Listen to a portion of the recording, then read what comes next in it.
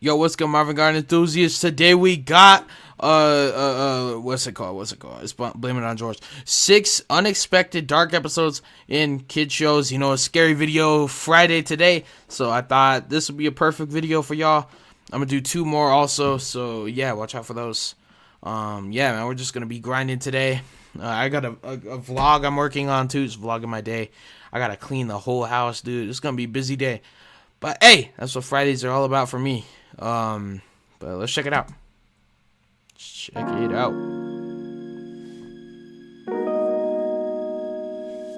One of the reasons why I made the first Unexpectedly Dark Episodes video Oh, there was another one. We might have checked that out on a different Friday. is to bring up episodes that no one ever really talks about, or from shows where you wouldn't really expect something this dark. I mean, we've all heard of Courage the Cowardly Dog and that time Tom and Jerry killed themselves, but you're expecting to see those in a list about dark episodes, right? This series was just meant to do something different. So today, we'll watch that at in a 6 different more Friday. unexpectedly dark episodes For in sure. kid shows.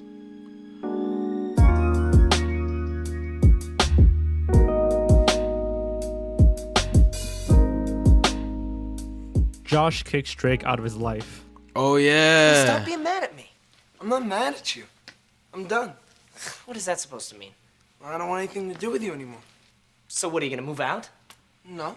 This is a house where I live, and I guess we'll be roommates until the day I leave for college, but that's all we'll be, is roommates. Damn, it's gotta hurt. I'm done with you.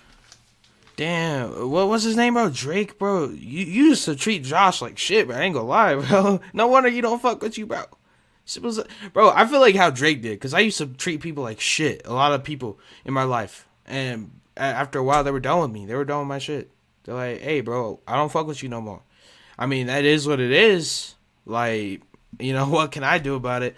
But I have lost a lot of friends because, you know, at times I was a bad friend and stuff. I regret it. But, you know, there's nothing I could do. I ain't going to beg you to be my friend again. You know what I'm saying? Like, it is what it is. But you don't fuck with me, you don't fuck with me. But, yeah, I have lost a lot of friends by this same way. Like, just being a dick, treating them like shit. You know, just people got tired of me. I mean, it is what it is, man. When characters get into It fights is in sad, kid though. shows, it's usually nothing too serious. A little misunderstanding or a minor fight, a few jokes and jabs here and there, and then the lesson is learned. However, things got a little more serious in Drake and Josh. The episode Yeah, Josh was done with Drake's shit, bro. He was like, hey, bro, I don't fuck with you no more. done is exactly that. Josh simply becomes too fed up with how selfish and disrespectful Drake can be, so Josh just ends up being done with him. Damn. The episode kicks off with a big gotta chemistry hurt. exam coming up, which Josh is studying heavily for. Drake goes to school early so he can make out with his girlfriend, leaving Josh behind, who is then late for the exam, which causes it to go Damn. down an entire letter grade. At first, Josh is furious, but over time, he calms down and decides that his life would be better if Drake weren't in it. Yeah. He begins to treat Drake like a roommate instead of a brother, leading to Josh's life being exponentially better. He retakes the exam and gets a higher score. He makes new friends, his rash is gone, and overall he just Damn, has his life an is amazing better life without Drake. Oh, shit. I didn't mean to turn on captions. Yeah, his life is better without Drake. That's crazy. without Drake. The That's sad how a lot part- of people were with me. Their life is better without me. You know what I'm saying? It's sad, but hey, if I'm making your life miserable, bro, I want you to tell me, so I know, so I'm not in your life. You know what I'm saying? If I'm making your life miserable, but I'm chill nowadays. You know what I'm saying? I'm more chill than I used to be. I used to be a dick. That was just, I don't know. The only people I was really respectful to is like my grandparents, my aunties, my parents. You know, but other than that, I just treated people like shit. It's crazy. part is that Josh isn't even ignoring Drake or being mean to him or anything. He's treating him in a completely civil manner. Yeah. But there's no love or friendship in his words. He's literally just a roommate to him now. Dude, it's been like 5 days. When are you gonna stop being mad at me? I told you I'm not mad at you. I'm done with you. Josh. I mean it. Damn, Drake. It's This, gotta of hurt. course, starts to affect Drake and makes him realize how much he actually needs Josh. Maybe even more than Josh needs him. Towards the end of the Yep. episode, back in chemistry class, Drake is late this time around. He finds that Josh has switched lab partners, leaving him alone with Clayton. Due to Clayton's constant mumbling, Drake doesn't even understand what to do during their experiments. and ends up with a chemical accident, leading him to take a power shower. Sit down, Drake. Drake, sit down. No! Drake. My man's slipping. What? Look, I'm sorry. I'm sorry. I'm probably the worst brother in the world, and you're way better off without. Wait, they're brothers? I just Thought need they you were to like understand. homies. Sorry, Josh. I'm sorry. Later that night, Drake lays alone and depressed in his room. Josh comes in and reconciles with his brother over a game of ping pong, forgiving him and ending the episode. Damn. I don't think this episode is as dark as it is serious. Yeah. But yeah, it's super serious and super unexpected that I just had to include it. I had to bring this episode up because it doesn't get talked about a lot. I remember leaving a Yeah, I don't hear about this episode like in like dark episode videos. huge impact on me when I first saw it. It's just sad seeing these brothers. Yeah, being I torn relate apart to by a the very episode. real I really situation. do. I do. And apparently the rest of the world agrees. Because if we're being honest here, this is probably what would happen if someone like Josh was around someone like Drake in real life. Yeah. Thankfully, I'm living proof. You know what I'm saying? this is not real life. And the episode ends with the status quo remaining intact. But still, for a brief moment, a bleak sense of realism snuck its way into this Nickelodeon sitcom Yep. and has certainly left an impact. Damn. Imagine that's the final episode and they're just not cool anymore. And they're just roommates. That's crazy. Imagine if that's the way Drake and Josh ended. I think most of y'all would feel some type of way. Chucky sees a life where he was never born. Regrets. There are I was times watching when this everything like just seems in to the go summer. I wrong. stopped for We some feel like reason. a failure, annoying to our friends or family, or just uncomfortable in our own skin. Sometimes you might even wonder, what would it be like if you were never born? Yeah. This type of plot was first seen in media back in 1946 in It's a Wonderful Oh, Life. yeah. And has since been parodied in movies and cartoons for quite a while. I'm worth more dead than alive. Now look, you mustn't talk like that. I won't get my wings with that attitude. You just don't know all that you've done. If it hadn't been for you... Yeah, if it hadn't been for me, everybody'd be a lot better off. My wife and my kids and my friends. Look, little fella, why you go off and home. The Rugrats episode, Yeah, that's Chucky's a funny Wonderful movie. Life, is still a pretty Kinda funny corny, though, episode, but, you know. But it has a rather disturbing nature to it, showing just how far our minds can go when creating the worst possible outcome. The story begins with Angelica telling Chucky that the world would be better off without him. Taking in these harsh words, Chucky decides to run away from home before his guardian angel, who looks identical to him, appears to show him a world where he was never born. In this world, his father Chaz is lonely and a bit unhinged. Damn. Having never married, he lives alone with only a sock puppet and C-SPAN to keep him company. Well, C-SPAN it is then. Saki? Yeah? I wish you were real. Me too. Damn, that's tough, bro. I don't like this, Mr. Angel Guy. You ain't seen nothing yet. The streets are run down and almost post-apocalyptic. Phil and Lil have become horrible delinquents who take pleasure in destroying their house while their Damn. spineless parents watch on and sob.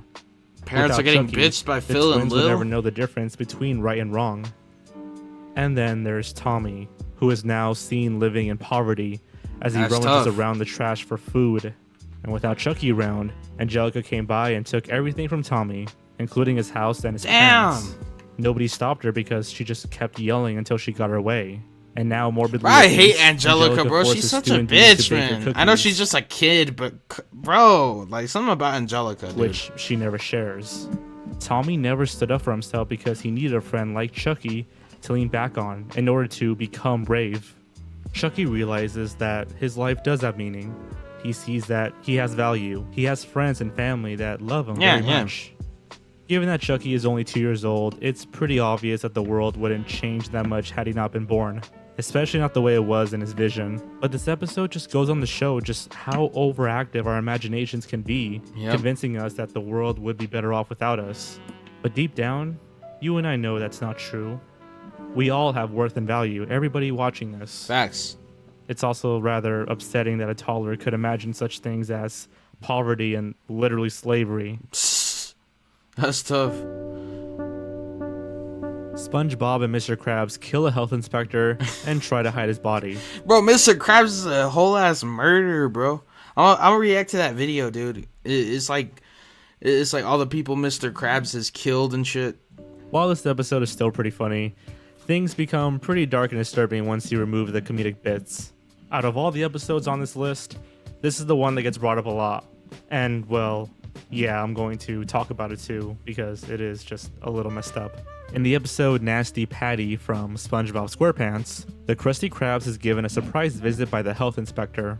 He orders one of everything, with his last dish being an ordinary Krabby Patty. Right before they can serve him the hamburger, a TV report comes on, warning locals of a criminal disguised as a health inspector in order to get free food. And that was the real health inspector, bro. The stingy old man that he is, Mr. Krabs is outraged at the thought that their health inspector could be the faker. So to get revenge, him and SpongeBob create the titular That's Nasty fucked Patty, up. a Krabby Patty that was made with volcano hot sauce, seahorse rat, And it wasn't even the Krabby Patty that killed him. It was a fucking fly that he swallowed or some shit and choked to death. dish, toenail clippings. No, he didn't choke to death. He was still alive. Was dropped in the toilet and then dried off with Mr. Krabs' sweaty gym socks. Right before the health inspector can eat it, a fly goes down his mouth, causing him to choke and pass out. While the two enjoy watching him suffer, These dudes are the crazy. TV reports that the fake health inspector has been caught, and it was definitely not their guy. The two begin to panic, blaming each other until they get the idea to bury the dead body. On a dark and stormy night, the two drag the body to the top of a hill in order to ditch it. While digging a hole, SpongeBob throws a rock, which hits the now conscious health inspector in the head, causing him to pass out again. After they finish, the police arrive and offer to give them a ride back to the Krusty Krab. And to their shock, the body slides down the hill, thanks to the rain turning the ground to, well, mud. The police don't notice, so they simply stuff the body in the trunk. And now back at the Krusty Krab, the officers slowly become suspicious of what's going on. SpongeBob stuffs the body in the freezer, but when the officer goes to get ice for a soda, they find that the body is missing. The health inspector appears behind them, moaning like a zombie.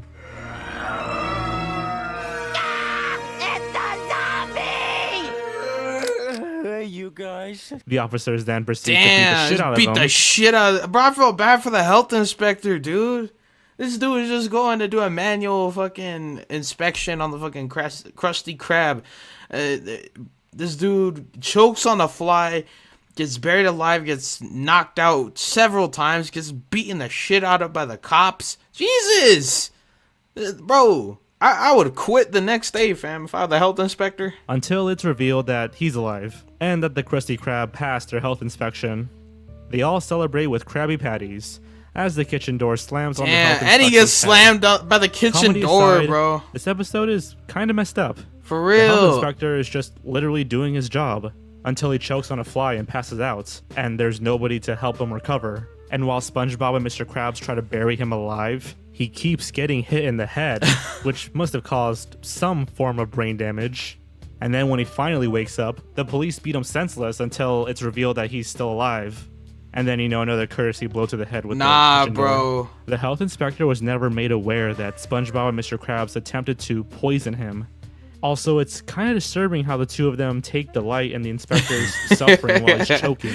Oh, fuck, At the bro. end, they just care more about the Krusty Krab and the health inspection instead of, helping out the guy that was almost buried alive. Donatello is sent to a dystopic future. The 2003 reboot of Teenage Mutant Ninja Turtles was no doubt an edgier depiction of the heroes in a half shell than the original 80s series. Oh, yeah. That's not to say that it was a super... Yeah, bro, that series of the Ninja Turtles was fire, man. I gotta go back and watch that shit, man. Like, the Ninja Turtles was fire, bro. Like, almost every series I've watched, even the 2010 series was just cool, bro. Like, I gotta go back and watch them. Grim, dark retelling, but it definitely followed The Ninja Turtles are lit, bro. Like, even y'all know the movie from the 80s, bro? That was a good movie, bro. darker aesthetic of the comic series more closely. Like, the Ninja Turtles are lit as fuck, bro. Like, these dudes are badass. I don't know, man. This is very evident in the episode Same as It Never Was.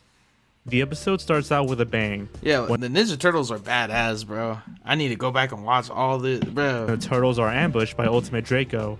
Vowing revenge, he promises to teach the turtles, quote unquote, the meaning of suffering beyond time and space. Damn. Using What the the time fuck scepter, is that, bro? He sends Donatello into a distant future, where he lands in the turtle lair, although it is completely decimated. Confused as to where he is, he makes his way outside, where he is immediately arrested. However, a future Michelangelo appears and saves Donnie. He explains that Shredder had won, and the entire planet is now under his control. Donnie was the glue that held the turtles together, Yep. but when he disappeared over 30 Yeah, years ago, Donnie is the brains of the Ninja Turtles, you know what I'm saying?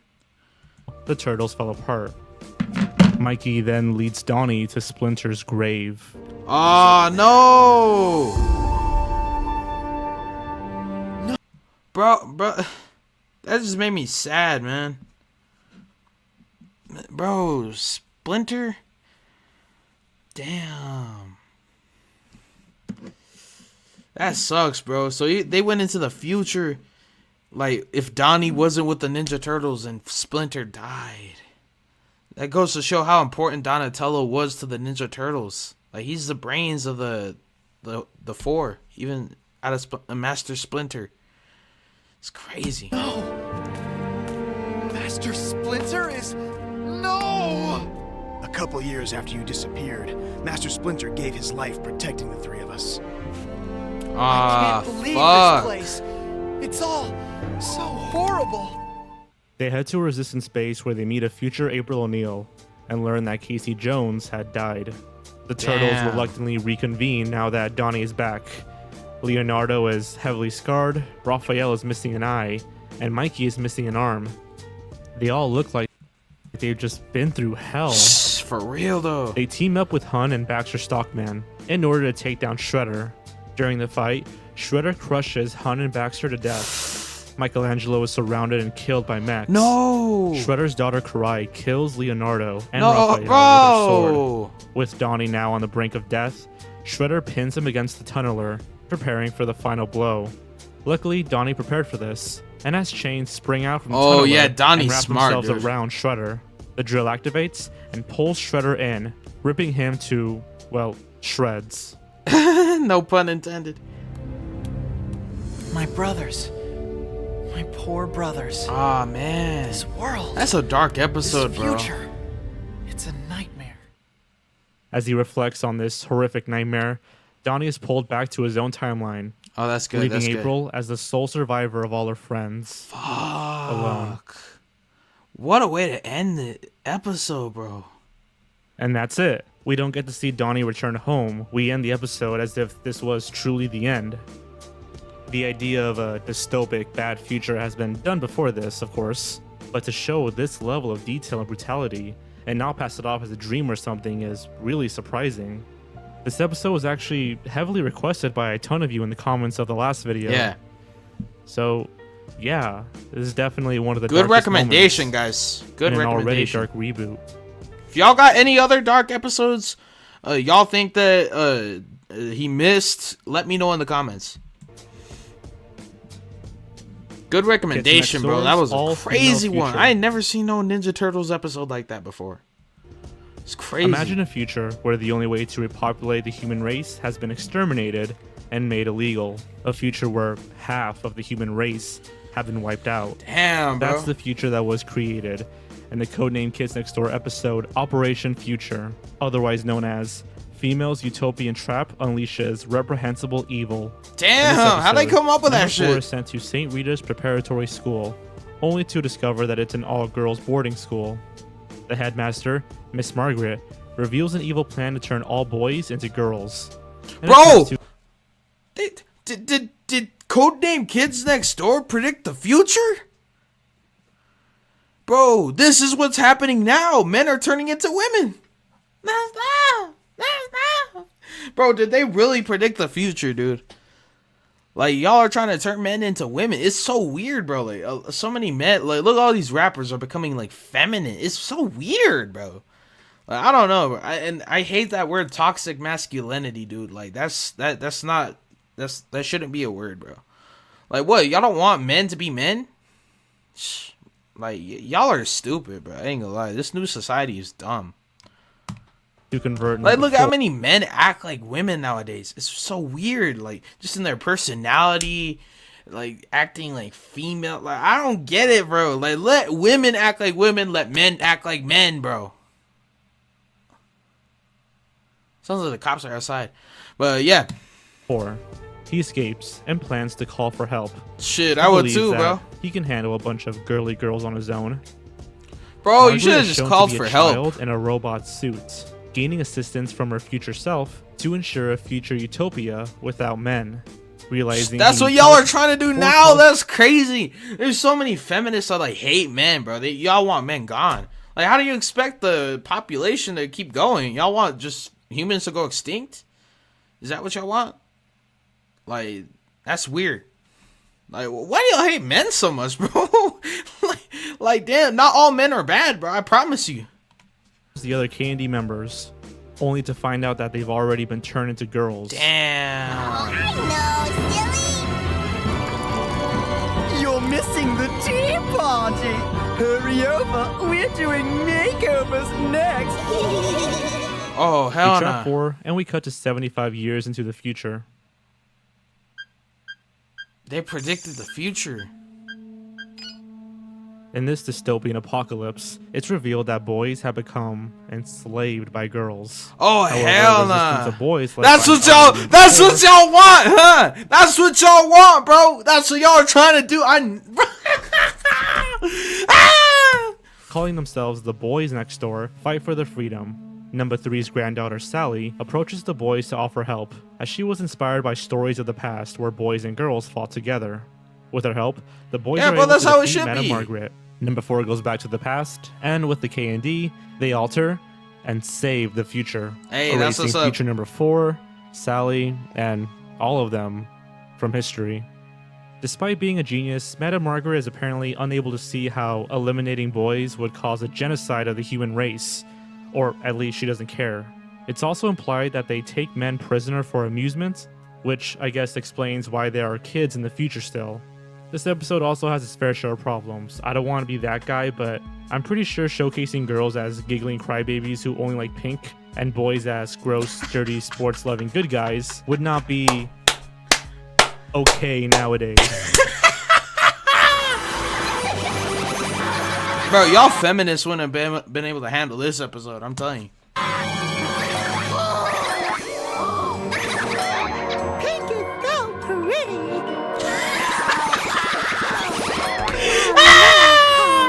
That's funny as a motherfucker. I'm a pixie. I've got a basket with flowers. All in all, this is another one of those horrible dystopic future episodes. But the implications here are really kind of... Hey, bro, I need to go back and... This is what happens when I need to go back and watch this show, bro. Schoolyard battle between boys and girls goes too far. You get a genocidal maniac who begins the extinction of the human race. And that's a pretty big leap. Stoutland dies in Pokemon Sun and Moon. Death is rarely touched upon in the Pokemon franchise. You would think that a series about animals beating each other up, as well as having actual ghosts present, would feature death a bit more often, but it's barely brought up. It's usually relegated to select locations like the Pokemon Tower in Lavender Town, or Mount Pyre in the Hoenn region. However, the anime has finally decided I love ghost Pokemon, bro, like Gengar, Haunter, Ghastly, funny ass motherfuckers, man. The elephant in the room. In the episode One Journey Ends, Another Begins of the Sun and Moon series. The episode begins with the usual cutesy and fun antics one would expect in a Pokemon anime. Ash and Pikachu have just finished some grocery shopping, but a wild Lyn appears and steals one of their donuts. The duo chases Lyn and discovers that it's bringing it to Stoutland in exchange for teaching it Fire Fang. Yeah, that's As Ash cool. watches, That's cool. he notices how frail Stoutland looks. Damn, that's The next day- that's sad, bro. Stoutland's like damn near dead, bro.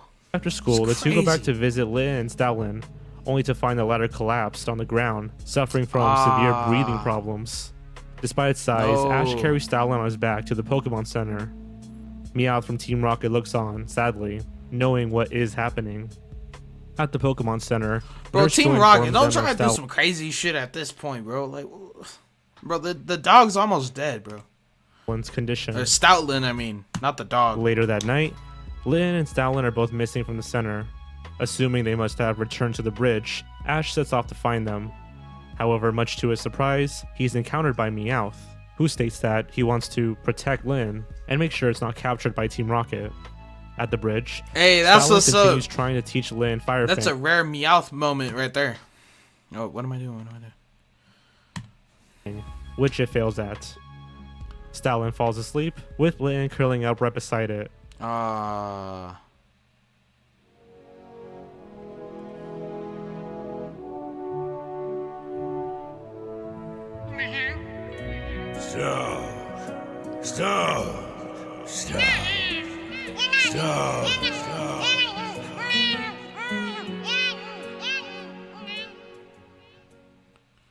Oh man, Throughout the episode, that makes me we want see to a cry, tree with bro. a limited amount of leaves, with a leaf falling each time Stoutland's health gets worse. As the final leaf falls, Lynn realizes that Stoutland has passed away.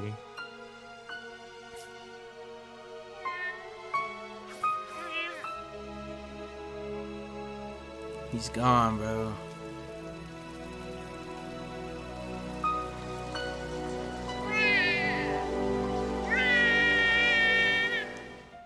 It cries out as the rain begins to pour.